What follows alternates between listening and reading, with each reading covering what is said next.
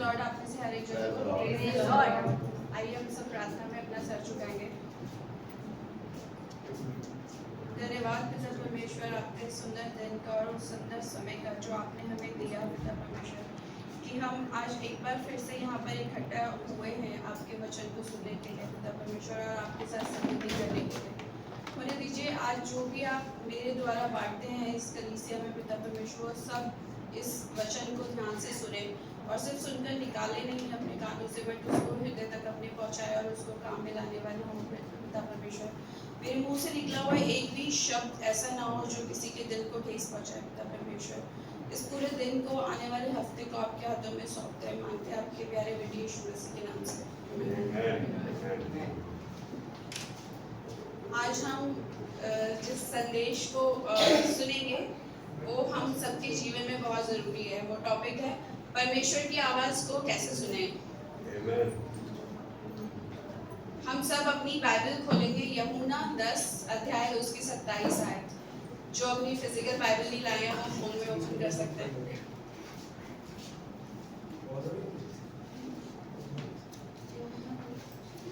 मेरी भेड़ें मेरा शब्द सुनती हैं और मैं उन्हें जानता हूँ और वे मेरे पीछे पीछे चलती हैं। इस वचन में हम सबके जीवन में कभी ना कभी ये सवाल आया है कि क्या परमेश्वर आज भी हमसे बातें कर रहा है, या क्या परमेश्वर सिर्फ उन्हीं से बातें करता है जो उसके अगुए हैं या भविष्यद्वक्ताएं हैं। क्या सिर्फ उन्हीं के द्वारा बातें कर रहा है, या फिर वो बोलता तो है बट मुझे उसकी आवाज़ सुनाई नहीं देती, तो मैं उसकी आवाज़ को कैसे पहचानूं। बाइबल हमें बताती है कि परमेश्वर तो जीवित है और वो आज भी अपने बच्चों से बातें कर रहा है। बट हमें क्या करना है, जब हम अपनी प्रेयर में जाते हैं, अपनी पर्सनल जो प्रेयर होती है सबकी, तो हम क्या करते हैं उसमें हमें अपने उन कानों को सुनना है जब परमेश्वर हमसे बातें कर रहा है और हम उसकी आवाज़ को पहचाने कि वो हमसे बोल रहा है। उस समय उसकी आवाज़ को पहचानने के लिए आपको कोई स्टेप्स नहीं सीख रहे हैं कि ये स्टेप है परमेश्वर मुझसे बोल रहा है, या कोई ऐसे आंधी या तूफान नहीं आएगी जब परमेश्वर बोलेगा। परमेश्वर आपके मनों में रहता है। वो क्या है, धीमी सी आवाज़ आपके अंदर से आएगी और वो आपको अपने वचन के द्वारा सिखाएगा। हम सभी को जब कोई पॉजिटिव बात हमारे बारे में बोलता है तो हम सुनते हैं, ठीक है, पर भूल भी जाते हैं। बट अगर कोई हमें कुछ हमारे बारे में नेगेटिव बातें बोलता है तो वो क्या हो जाती है, हमारे कानों से घुसती हैं और वो हमारे मन में रह जाती हैं। हम उन्हें आराम से नहीं निकाल पाते और वो धीरे धीरे हमारे अंदर इतनी मजबूत हो जाती हैं कि वो एक गढ़ बना लेती हैं हमारे अंदर। तो नेगेटिव बातें क्या करती हैं, हमें डिस्करेज करती हैं, और पॉजिटिव बातें हमें इनकरेज करती हैं। तो पॉजिटिव बातें हमारे मन में कम जाती हैं क्योंकि वो हमारे कानों से जाती हैं। बट लोग इतनी नेगेटिव बातें आपके अराउंड बोलते रहते हैं कि आप वो पॉजिटिव चीज़ ज़्यादा टाइम तक याद ही नहीं रख पाते। हम जैसे अपने आप को देखते हैं या जैसे आसपास के लोग हमें देखते हैं, क्या हमारा स्वर्गीय पिता भी हमें वैसे ही देखता है? नहीं। वो उसने हमें अपने स्वरूप में रचा है, तो उसने हमें क्या बनाया है, ब्लेमलेस, बिल्कुल निष्कलंक, कि हमारे अंदर कोई भी छल या कपट या कोई भी बुरी चीज़ नहीं है। वो हमें वैसे ही देखता है जैसे उसने हमें बनाया है। हम सब बाइबल में से पढ़ेंगे कुलीसियों का 1 अध्याय उसकी 22 आयत।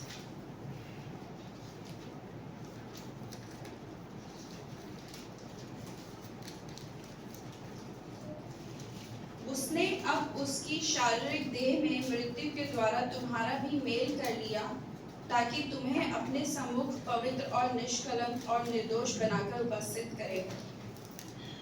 क्या सिर्फ ये वचन काफ़ी है हमें इस बात का एहसास कराने के लिए कि परमेश्वर ने हमें हमारे सारे पापों की माफ़ी कर दी है, हम तो बिल्कुल निष्कलंक हैं? क्या हम मान जाते हैं ये सुन के? नहीं मानते ना, क्योंकि हमारे अंदर इतना नेगेटिव चलता रहता है कि हमें लगता है हमारे आसपास के लोग हमें बार बार जताते हैं कि तुम गलत हो, तुम गलत हो। बट आपके अंदर जब मैंने पहले भी सिखाया था कि एक रूम है जहाँ पे अंधेरा है, जब आप लाइट ऑन करते हैं तो क्या होता है, वहाँ से अंधेरा चला जाता है और वहाँ पे उजाला आ जाता है। तो जब आपके मन में यीशु मसीह है तो क्या वहाँ पे शैतान और यीशु मसीह एक साथ रह सकते हैं कमरे में? नहीं रह सकते ना। तो वैसे ही हमें भी ऐसे ही अपने आप को देखना है।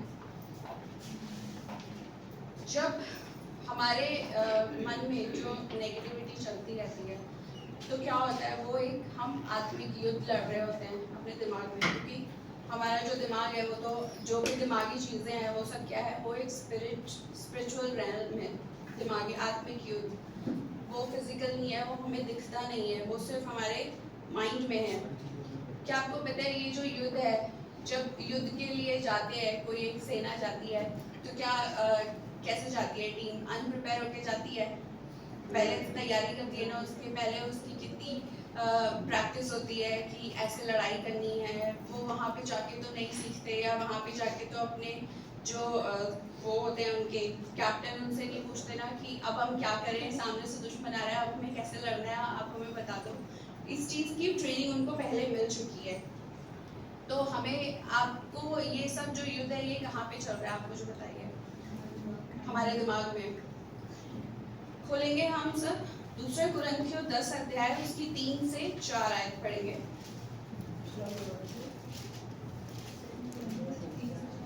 Second Corinthians chapter 10 3 to 4 verse.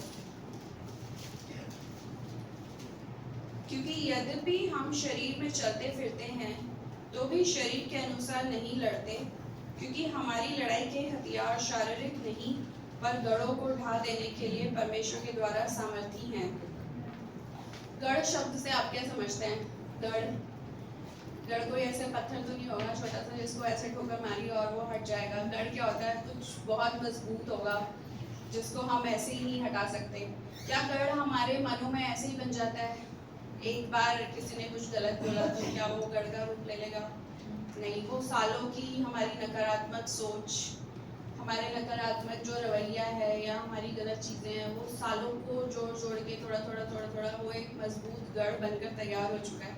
But परमेश्वर ने हमें वो सामर्थ्य दिया है परमेश्वर के वचन से कि हम उस गढ़ को भी हटा सकते हैं। ये गढ़ कहाँ पर है? हमारे माइंड में। तो जब परमेश्वर ने हमें सामर्थ्य दी है तो हमें क्या करना है, उस गढ़ को कैसे हटाना है? परमेश्वर के वचन से। आप सब, मुझे लग रहा है कि नींद भी आ रही है लोगों को।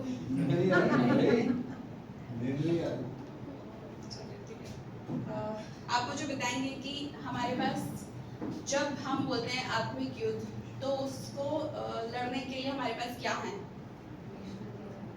आत्मिक हथियार, वो है परमेश्वर का वचन। 5 सेंसेस होते हैं ना, बच्चों को सब पता है 5 सेंसेस। आज बच्चे बहुत कम है, 2 ही बच्चे हैं। 5 सेंसेस क्या होते हैं? 5 सेंसेस इंद्रियां जिसके द्वारा हम सुनते हैं।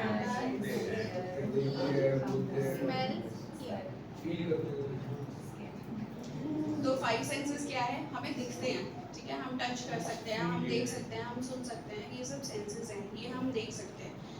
आप सबके फ़ोन में नेटवर्क आ रहे हैं, इस टाइम पे फ़ोन दिखाइए अपना, सबके फ़ोन में नेटवर्क आ रहे हैं, चेक कर लीजिए। आ रहे हैं? तो ये किस वजह से आ रहा है? वाईफाई से, है ना? ये रेडियो वेव है, क्या आपको दिख रही है? पर ये है ना, अगर ये नहीं आती, हमारे फ़ोन में नेटवर्क नहीं आता तो हम कितने परेशान हो जाते हैं, है ना? बट ये काम तो कर रहा है। तो परमेश्वर का वचन, परमेश्वर है हमारे अंदर, तो हमें परमेश्वर दिख तो नहीं रहा है, बट क्या है? परमेश्वर इससे भी ज़्यादा रियल है, इससे भी ज़्यादा डीप है। ये सब फिजिकल वर्ल्ड की चीज़ें हैं। तो फिजिकल वर्ल्ड को हराने के लिए तो हमें पता है कि हमें क्या करना है, बट जो आपका स्पिरिचुअल वर्ल्ड है उसको आप कैसे हरा सकते हैं? जो आपके युद्ध में, जो आपके माइंड में चल रहा है स्पिरिचुअल वॉर, उसको आप कैसे हराएंगे? हमें परमेश्वर ने तलवार दी है ना, वो है परमेश्वर का वचन। हम परमेश्वर का वचन देख नहीं सकते, पर वो कितना सामर्थी है, ये इस चीज़ का एहसास हम सबको है। मटेरियल और इटर्नल चीज़ों के बारे में हम पढ़ते हैं। जो कुछ हम देख सकते हैं वो क्या है? वो सब मटेरियल चीज़ें हैं, फिजिकल हमें सब दिख रही है, बट जो कुछ हम नहीं देख सकते वो सब इटर्नल चीज़ें हैं। जिस चेयर पे आप अभी बैठे हैं, ये माइक, ये सब क्या है? ये फिजिकल चीज़ें, ये सब नाश होने वाली चीज़ें। ये चेयर आज चल रही है ठीक से, कल को ये चेयर कुछ टाइम के बाद ख़राब हो जाएगी।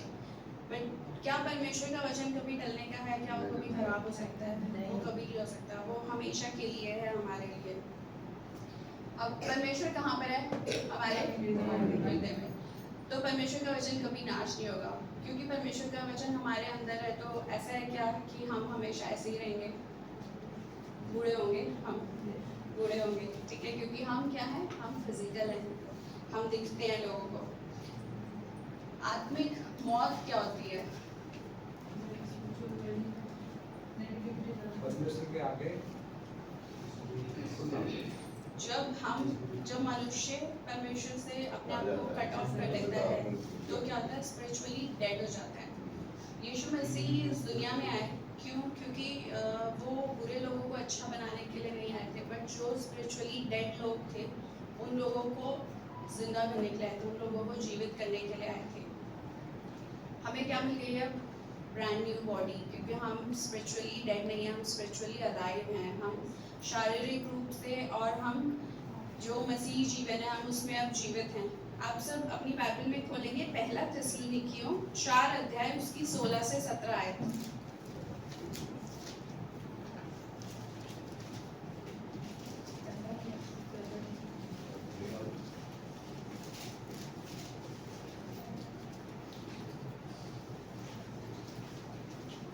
क्योंकि प्रभु आप ही स्वर्ग से उतरेगा, उस समय ललकार और प्रधान दूत का शब्द सुनाई देगा, और प्रधान की तुरही फूंकी जाएगी, और जो मसीह में मरे हैं वे पहले जी उठेंगे। तब जो जीवित हैं और बचे रहेंगे उनके साथ बादलों पर उठा लिया जाएगा। आमीन। तो इसमें क्या लिखा है कि जो मसीह में मरे हैं वे पहले उठेंगे, पर हमें मसीह ने उठा लिया है पहले से, हम जीवित हैं, हम स्पिरिचुअली डेड नहीं हैं, हम स्पिरिचुअली अलाइव हैं।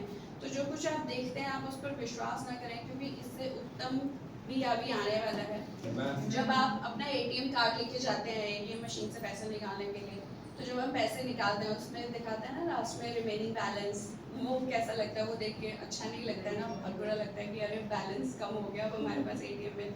बट थैंक गॉड कि वो क्या है, सब मटेरियल चीज़ें हैं, ये सब चीज़ें नाश हो जाएंगी।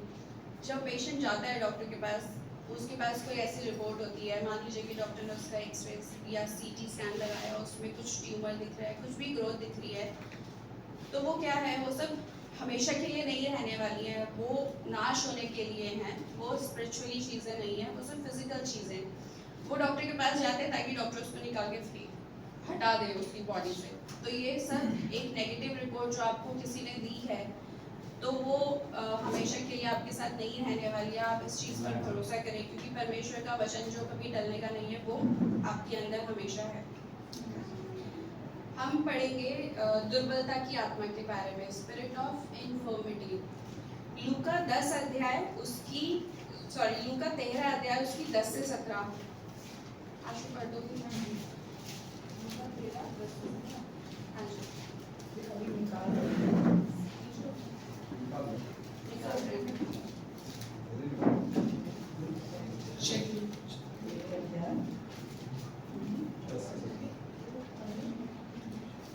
सब्त के दिन वह एक आराधनालय में उपदेश कर रहा था। वहाँ एक स्त्री थी जिसने 18 वर्ष से एक दुर्लभ करने वाली दुष्टात्मा लगी थी। वह कुबड़ी हो गई थी और किसी रीति से सीधी नहीं हो सकती थी।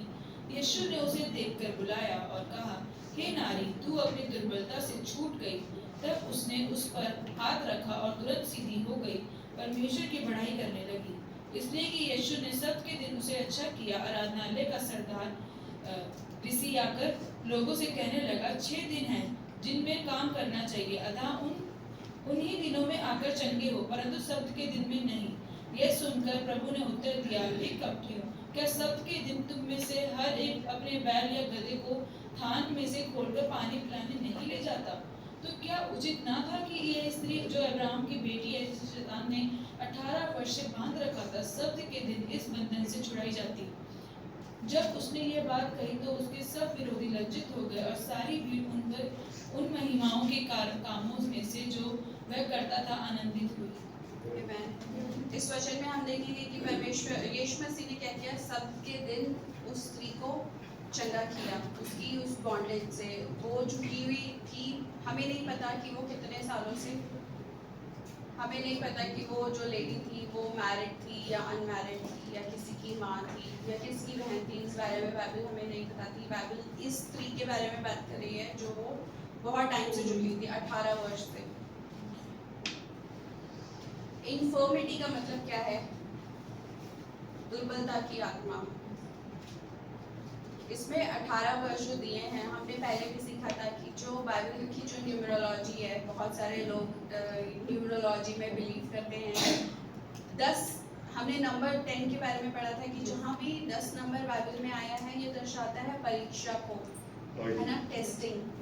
तो बाइबल में जब 18 नंबर की बात होती है ना, तो बोलते हैं ना 666 किसका नंबर है? शैतान का, ठीक है, वो बोला जाता है। बट 6 + 6 + 6 कितना हुआ? 18। तो बाइबल में 18 का नंबर मतलब दास्ता की आत्मा, दास्ता, जहाँ पे भी बॉन्डेज, स्पिरिट ऑफ बॉन्डेज बोलते हैं ना, कि बंधुआई की आत्मा, वो उसके बारे में इसमें बात करी गई है। आप चाहें तो आप रेफरेंस नोट कर सकते हैं, न्यायियों अध्याय 3 उसकी 14 आयत और न्यायियों 10 उसकी 8 आयत। इसके बारे में भी 18 साल के बारे में बताया हुआ है। आप इसको बाद में जाके पढ़ सकते हैं। जो नंबर्स होते हैं वो हमारी लाइफ डिक्टेट नहीं करते हैं, वो नहीं बताते कि अब आपके साथ ये होगा, या मान लीजिए कि कल को अगर, क्या मेरा बर्थडे अगर 18 तारीख को आएगा, क्या मैं दास बन गई हूँ शैतान की? नहीं ना। बट बाइबल में जो नंबर्स है, न्यूमरोलॉजी बाइबल की, वो बहुत इम्पॉर्टेंट है और वो बहुत गहराई हमें दिखाती है अगर हम समझे तो। उस स्त्री ने क्या किया? वो जो झुकी हुई थी, जब हम तो इतना नहीं झुक सकते, जो बिल्कुल झुका हुआ रहता है। आप सोचिए कि उसने क्या किसी को कभी फेस टू फेस देखा होगा? क्या किसी ने उसने किसी का चेहरा भी नहीं देखा होगा? वो हमेशा झुकी हुई रहती थी। तो उसने क्या देखा? जब हम झुके रहते हैं तो हम क्या देखते हैं? ज़मीन देखते हैं। हमारी मेंटालिटी नीचे देखने की ही हो जाती है, हम ऊपर नहीं देख पाते। तो जब परमेश्वर यीशु मसीह ने उसको चंगा किया और वो सीधी हुई, तो उसने सबसे पहले क्या देखा? यीशु मसीह को देखा होगा, उनका चेहरा देखा होगा। उसने देखा होगा कि ये आए हैं, इन्होंने मुझे चंगा किया, तो उसको कितना अच्छा लगा होगा कि हमेशा तो वो झुक के चलती थी, तो लोगों ने उसकी शायद वो पहचान बनाती होगी कि वो जो झुक के चलती है ना लेडी, वो आ गई है। या हम ऐसे ही नाम रखते हैं ना लोगों के। दुर्बलता की आत्मा को नाश करने के लिए क्या होता है हमारे पास? क्या है दुर्बलता की आत्मा को नाश करने के लिए? परमेश्वर का वचन है जो हमारे अंदर है, वो बहुत महान है। जो इस संसार में है वो सबसे बहुत महान है। ये बहुत ज़रूरी है कि जो आज वचन बांटा जा रहा है, आप उसको क्या करें? जल्दी से ग्रहण कर लें, क्योंकि क्या होगा? शैतान आएगा जल्दी से उस वचन को चुराने के लिए आपसे। ऐसा भी होता है कि हमने जो लास्ट वीक हमने जो मैसेज सुना है, हमने वो मैसेज उसी टाइम रिसीव कर लिया हो। ऐसा भी हुआ होगा किसी के साथ कि वो वचन उससे उसी दिन चुरा लिया गया हो, वो उसी दिन भूल गया होगा, यहीं पे भूल गया होगा, यहाँ से बाहर जाते हुए, या घर पे पहुँच के भूल गया होगा, या हफ्ते के बीच में किसी दिन वो वचन उससे चुरा लिया गया हो। क्योंकि शैतान क्या चाहता है? आपको दासत्व की आत्मा में जीने के लिए शैतान चाहता है। शैतान को परमेश्वर के पुत्र अच्छे नहीं लगते, शैतान को उसके दास अच्छे लगते हैं। विश्वास किससे आता है? परमेश्वर का वचन सुनने से आता है। क्या एक बार सुनने से विश्वास आ गया तो फिर क्या वो बहुत है हमारे लिए? हियरिंग इज इम्पॉर्टेंट, बट एक बार वचन सुनने से हमने सुना, वो हमारे कान में गया और हमारे कान से हमारे मन में गया। हो सकता है कि जो हमने दूसरा वचन सुना है वो हमारे मनों तक पहुंचा नहीं है। तो सुनते रहना ज़्यादा इम्पॉर्टेंट है। जब आप में से किसी लोगों को अपना फेवरेट जो खाना आता है, किसी को चाइनीज़ पसंद है, किसी को नॉनवेज बहुत पसंद है, तो क्या हमें जो हमारा फेवरेट खाना है वो हम एक बार खाते हैं, हमें मन भर जाता है हमारा? हमें शायद हफ्ते के बीच में फिर से क्रेविंग होती है कि हम एक बार फिर से वो खाना खाएं, या उसको बार बार खाते रहें। बहुत मज़ा आता है ना अपना फेवरेट खाना खाने में। तो क्या ऐसा होता है कि आपको एक बार खाने से वो खाना खुशी मिल जाती होगी, बट वो लाइफ टाइम के लिए नहीं है। तो हमें उस खुशी को एंजॉय करने के लिए क्या चाहिए? हम उसको बार बार खाना पसंद करते हैं। तो ऐसे ही जब हम विश्वास को बार बार, हम वचन को बार बार सुनते हैं, बार बार सुनने से वो हम जो वचन है वो हमारे मनों में जाता है, और वो हमारे मनों में क्या होता है? वो गढ़ बना लेता है। जो आप सुनते हैं वही आपके हृदय में रहता है। परमेश्वर जो शैतान है, शैतान आपको कहाँ पे हरा सकता है? फिजिकल वर्ल्ड में, है ना, इस दुनिया में। तो अगर आपको शैतान को हराना है तो आपको क्या करना पड़ेगा उसके लिए?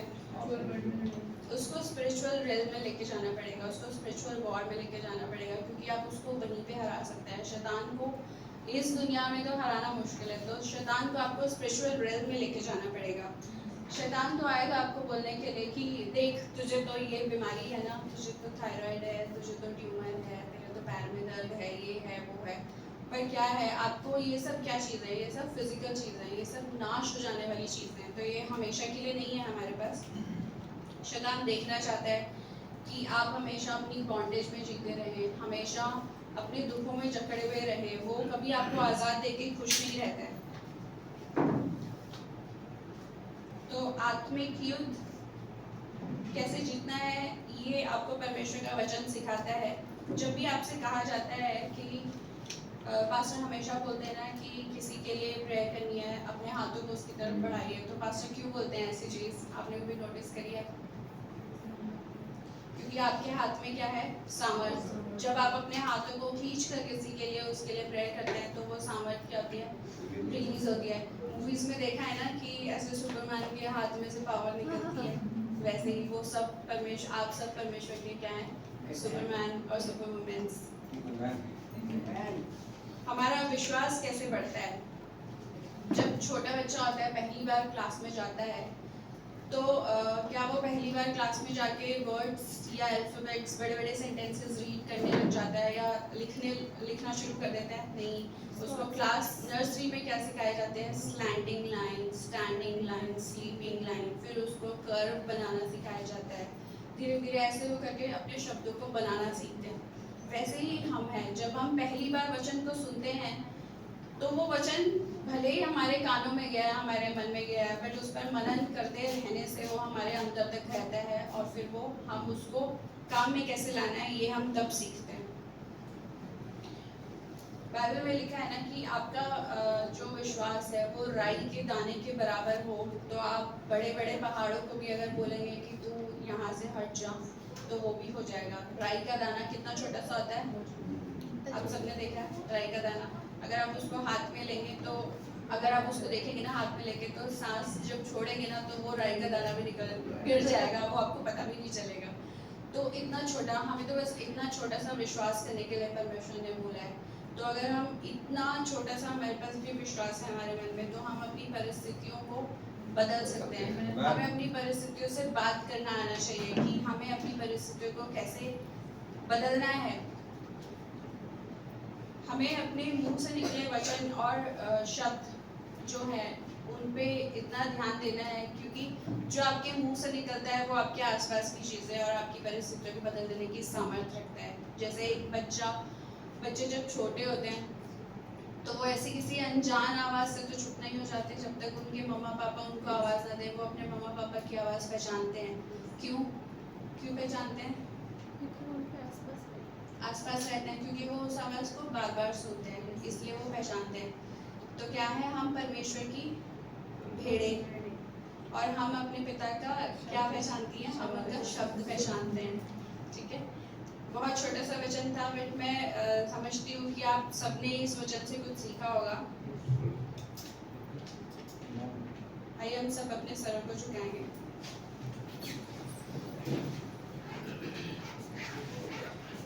परमेश्वर पिता, आपका धन्यवाद करते हैं इस सुंदर वचन का पिता परमेश्वर, जो आपने हमें सिखाया आज। और ये दीजिए कि इस वचन से हम लोगों ने जो कुछ भी सीखा है प्रभु, हम आपकी आवाज़ को सुनने वाले हों। जब हम अपनी प्रेयर करते हैं पिता परमेश्वर, तो आप हमसे क्या कहना चाहते हैं हम उसको सुने। हम इस पर फोकस ना करें कि पिता परमेश्वर हम तुझसे आज क्या बोलने के लिए आए हैं, पर तू हमसे क्या बोलना चाहता है पिता परमेश्वर, हम उस तरफ अपने कानों को लगाने वाले हो पिता परमेश्वर।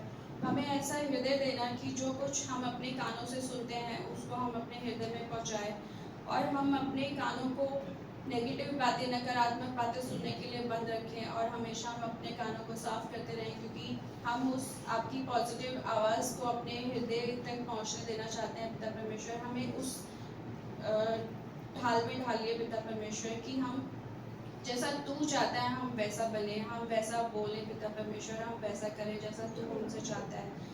हम अपनी समझ का सहारा न ले, पर प्रभु हम हमेशा तुझ पर भरोसा रखने वाले हो सके पिता परमेश्वर।